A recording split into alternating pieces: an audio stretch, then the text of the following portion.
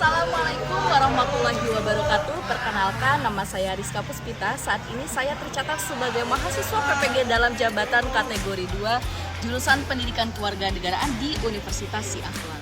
Hari ini, Rabu 14 Desember, saya akan melaksanakan praktik mengajar sebagai penilaian uji kinerja di SMP 4 Cikarang Utara, Kabupaten Bekasi, Provinsi Jawa Barat.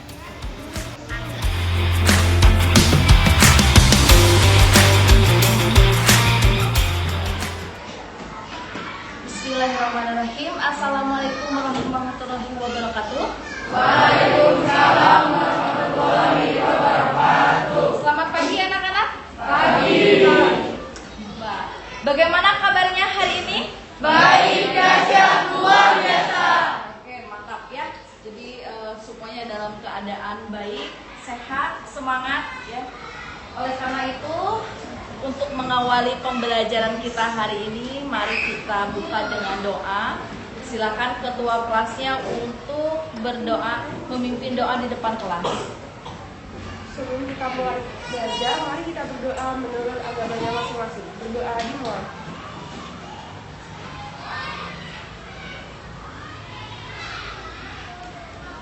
Oke, saat ini Ibu mau mengecek dulu kehadirannya. Ya, siapa yang tidak hadir? Siapa? Ubay. Kenapa Ubay? Sakit. Oke, terus? Aprilia. Kenapa Aprilia? Izin. Izin kemana, Nak? Ada acara keluarga. Oke. Dua orang ya yang tidak hadir, ada Ubay sama Aprilia.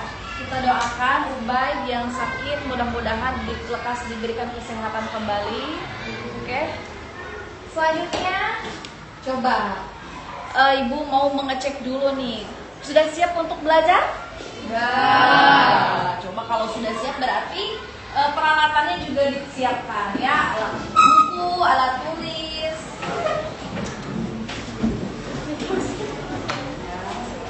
Kemudian silakan cek juga kebersihannya ya, apakah masih ada sampah. Biasanya nih di kolong mejanya nih, ayo silakan diperiksa ya, jangan sampai ada sampah. Sebelum kita memasuki kepada materi baru yang akan kita pelajari hari ini, ada yang masih ingat gak materi kita sebelumnya membahas tentang apa? Coba ya, silakan. Pelaksanaan kedaulatan rakyat di Indonesia. Tentang pelaksanaan kedaulatan rakyat di Indonesia. Oh, berarti Indonesia itu menganut teori kedaulatan apa? Rakyat. Oke, satu lagi nih pertanyaannya.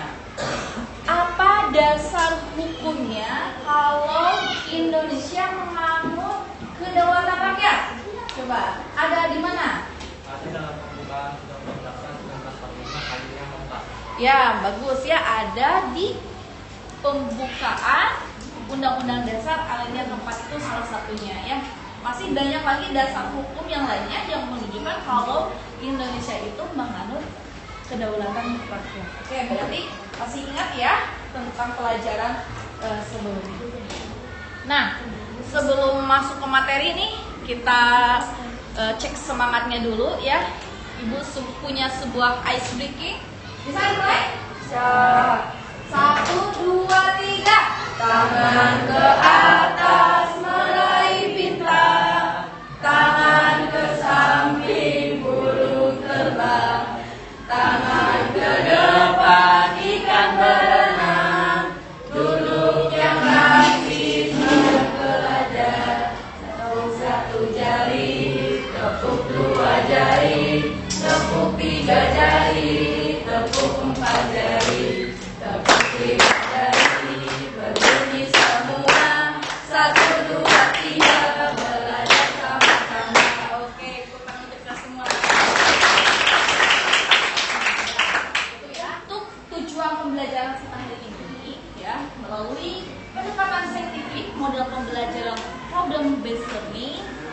Ibu harap kalian nanti mampu menguraikan perkembangan demokrasi yang ada di Indonesia, ya. Kemudian mendiskusikannya secara berkelompok dan mempresentasikan hasil diskusinya secara bergantian di depan kelasnya nih.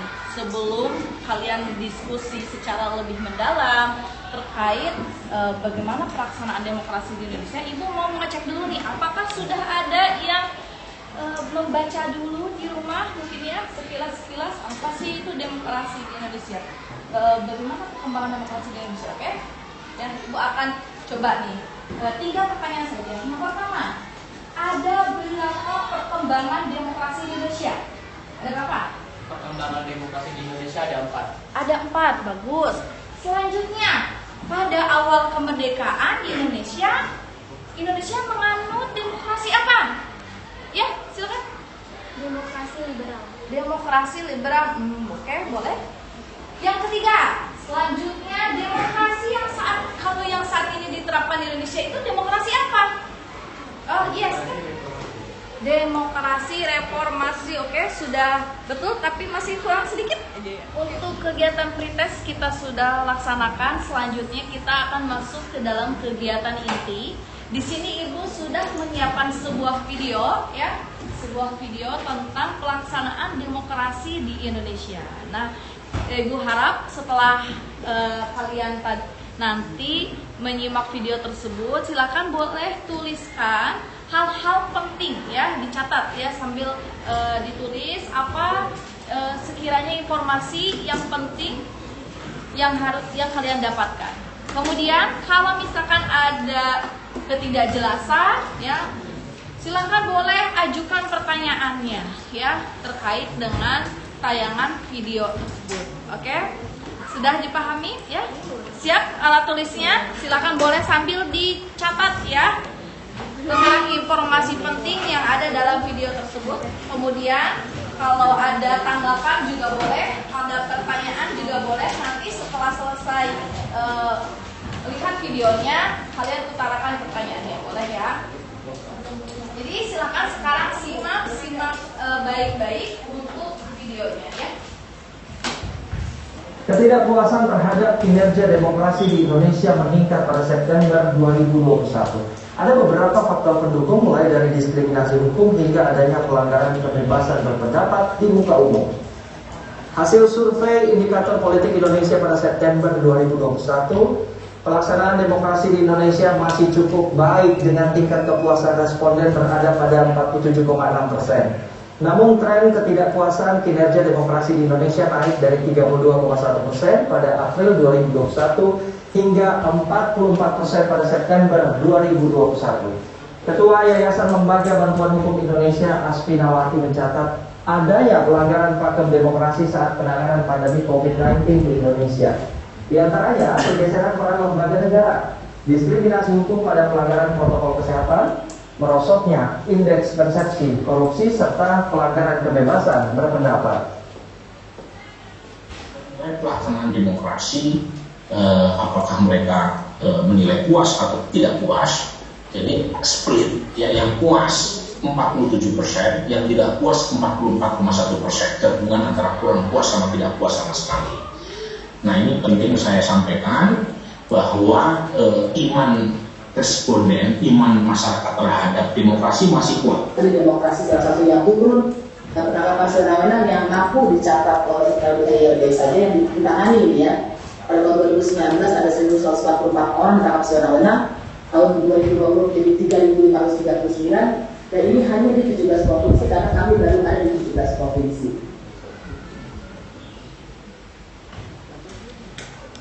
Oke, demikian untuk video ya, tentang pelaksanaan demokrasi di Indonesia. Coba ada yang mau memberikan pendapatnya, tanggapan atau pertanyaan mungkin?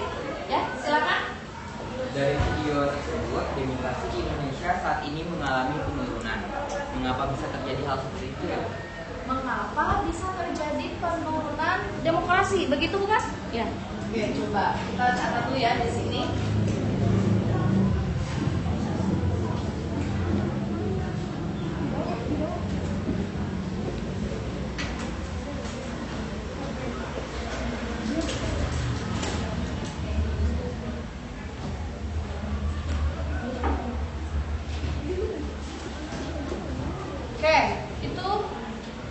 Ada satu pertanyaan ya dari Nanda, katanya mengapa bisa terjadi penurunan demokrasi Indonesia? Oke, Yang lainnya mungkin ada lagi tanggapan atau pertanyaan?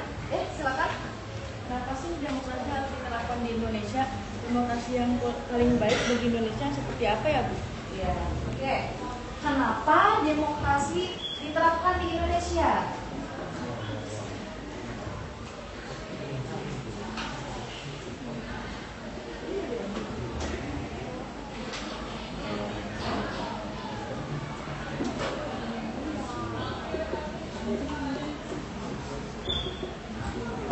Oke, itu dia ada 2 pertanyaan ya. Ada lagi yang lainnya? Ada nggak pertanyaan lain? Nggak ada? Oke ya, berarti kita ada 2 pertanyaan di sini. Tapi Ibu tidak akan langsung menjawab ya pertanyaan dari kalian. Justru kalian nanti yang akan mengeksplor sendiri melalui kegiatan diskusi sebagaimana yang sudah Ibu sampaikan tadi di awal tujuan pembelajaran kita. Nanti kalian harus mampu menguraikan perkembangan demokrasi di Indonesia ya.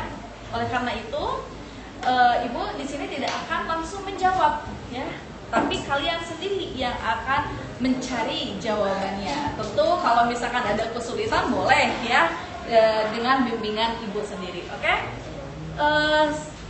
Untuk diskusinya ya dibagi ke dalam 4 kelompok ya. Kita sudah biasa punya 4 kelompok ya untuk setiap kegiatan pembelajaran. Masih ingat kan kelompoknya? Masih ya. Jadi silakan kalian sekarang berkumpul dengan masing-masing kelompoknya ya. Kelompok 1 di barisan sini, kelompok 2 sini, kelompok 3, kelompok 4. Oke, silakan di bereskan kursinya.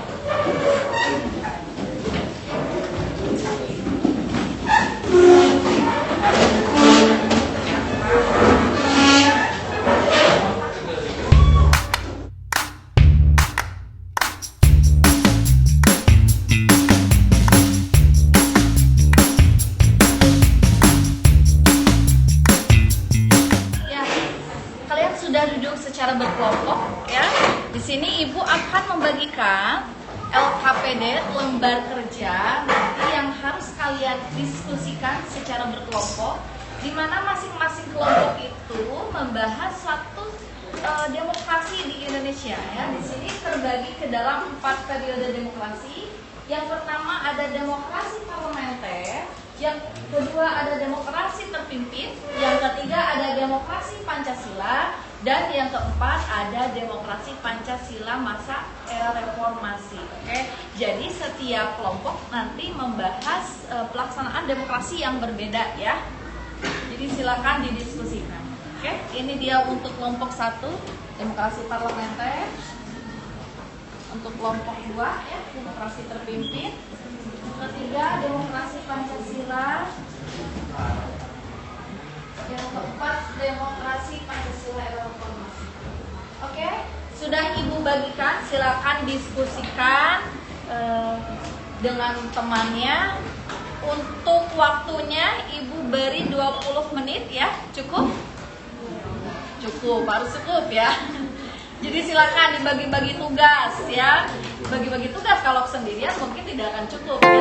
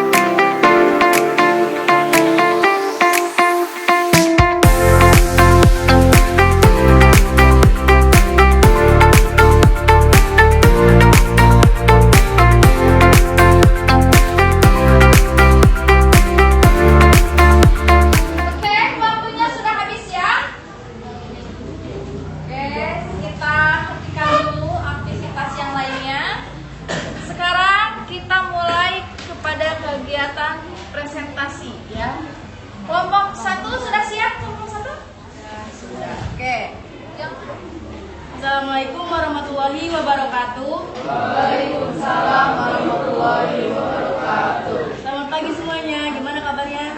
Baik. Berdiri kami di sini, kami perwakilan dari kelompok 1 tentang demokrasi parlementer. Saya berdiri di sini akan mempresentasikan. Saya sebagai moderator, yaitu Nur Jamila. Saya Nanda Febrian sebagai tanya jawab. Hasil diskusi kami akan dibacakan oleh Novalia. Peristiwa penting di periode tersebut pada zaman demokrasi liberal atau parlementer, ini kabinet-kabinet yang mengelola pemerintahan sehari-hari tidak berumur panjang karena di tengah jalan dijatuhkan oleh masih tidak percaya partai-partai politik yang ada di parlementer atau DPR.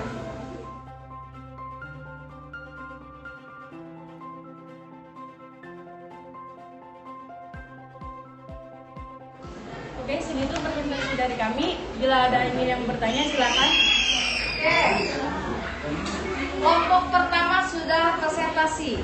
Coba, ada yang mau ditanyakan untuk kelompok demokrasi parlementer? Ya, silakan. Apa yang menyebabkan demokrasi parlementer tidak dapat diterapkan di Indonesia? Coba, apa yang menyebabkan Parlementer tidak condong diterapkan di Indonesia. Oke, bagaimana pertanyaan sudah tertangkap? Ya, silakan. Baik, izinkan saya untuk menjawab pertanyaan dari kelompok 2. Karena sistem parlementer membuat peran wakil presiden tidak terlalu terlihat, karena urusan pemerintahan dijalankan oleh Dewan Menteri atau kabinet yang dipimpin oleh Perdana Menteri, sehingga harus mempertanggungjawabkan tugas pemerintahannya kepada parlemen. Itu jawaban Pak. Apakah sudah puas? Baik, terima kasih atas pertanyaannya. Cukup sekian dari kami. Mohon maaf dari segala kata, dimaafin ya? Ya, terima kasih. Wassalamualaikum warahmatullahi wabarakatuh. Waalaikumsalam warahmatullahi wabarakatuh. Berikut pertanyaan untuk kelompok 1.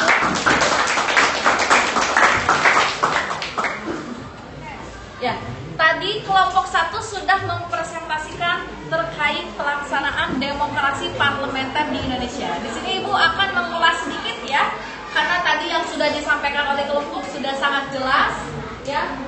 Demokrasi parlementer itu diterapkan di Indonesia pada tahun 1945 sampai 1959. Hal itu merupakan pada masa awal kemerdekaan ya. Apa artinya dari demokrasi parlementer ini adalah di mana parlemen itu memegang kekuasaan yang banyak secara penuh gitu ya dalam pelaksanaan demokrasi di Indonesia. Oke, itu mungkin untuk demokrasi parlementer. Selanjutnya kelompok 2. Coba, kelompok 2 sudah siap untuk mempresentasikan hasil diskusinya? Sudah. Oke, siap. Silakan untuk perwakilan kelompoknya maju ke depan ya.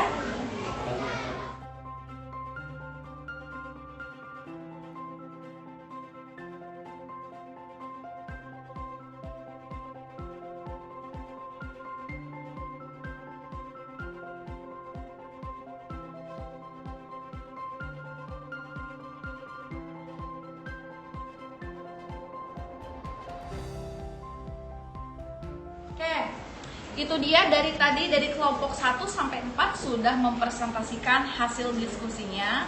Kemudian Ibu ini memberi evaluasi terlebih dahulu nih terkait dengan pelaksanaan diskusi maupun dalam pelaksanaan presentasi. Coba, adakah hambatan yang kalian alami?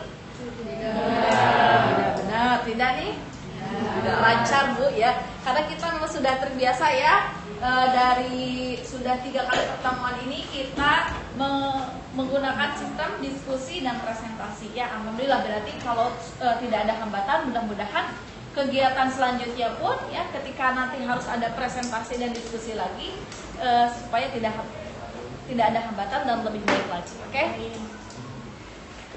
Nah, ini mungkin sedikit rangkuman ya terkait dengan apa yang kalian sudah diskusikan dan kalian presentasikan mengenai perkembangan demokrasi di Indonesia. Jadi sudah ada 4 kali ya, ada demokrasi parlementer, ada demokrasi terpimpin, demokrasi Pancasila, dan demokrasi Pancasila era reformasi. Masing-masing punya kelebihan dan kekurangannya gitu ya dalam pelaksanaan demokrasi tersebut.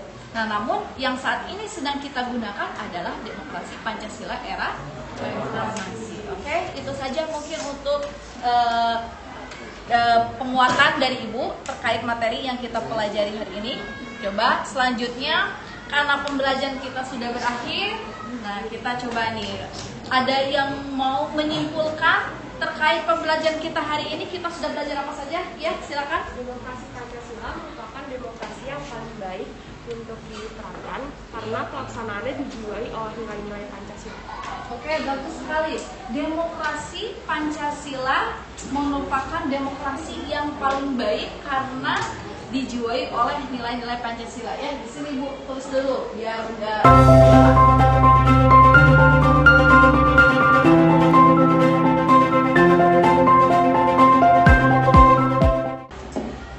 Oke, itu dia kesimpulan yang disampaikan oleh Tara. Memang mana demokrasi Pancasila itu adalah demokrasi yang paling baik untuk dilaksanakan karena demokrasi Pancasila katanya dijiwai oleh nilai-nilai Pancasila. Oke, mungkin ada yang lainnya yang mau juga memberikan kesimpulan? Ada?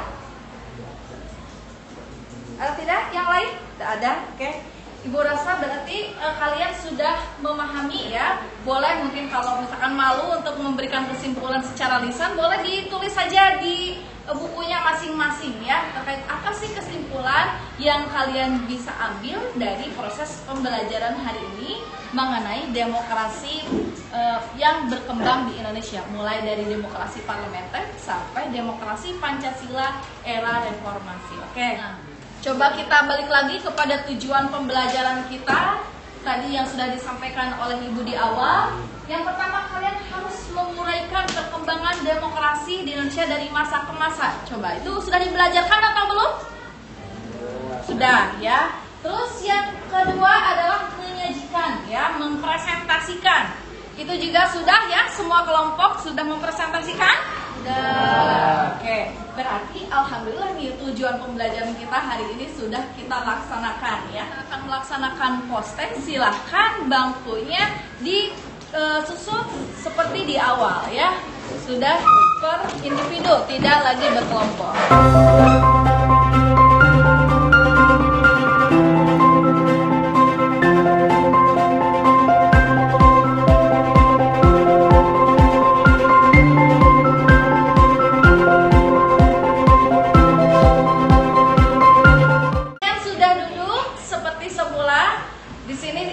Mempersiapkan lagi link postesnya ya.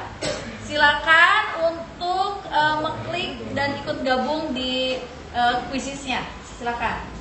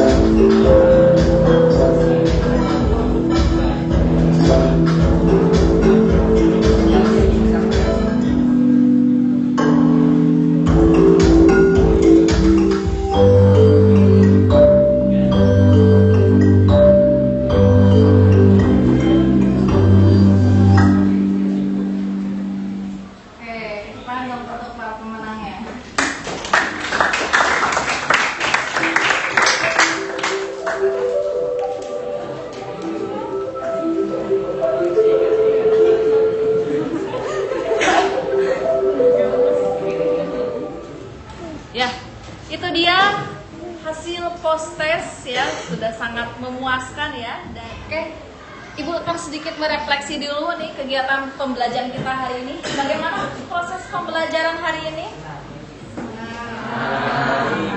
Baik. Benar, senang.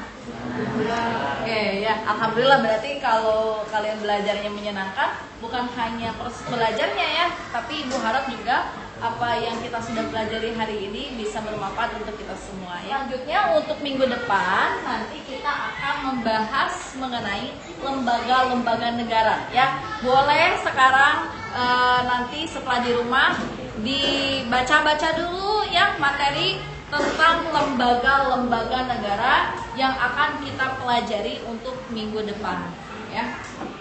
Pembelajaran kita sudah berakhir. Mari kita tutup pembelajaran hari ini dengan doa. Silakan untuk ketua kelasnya untuk maju ke depan memimpin doa.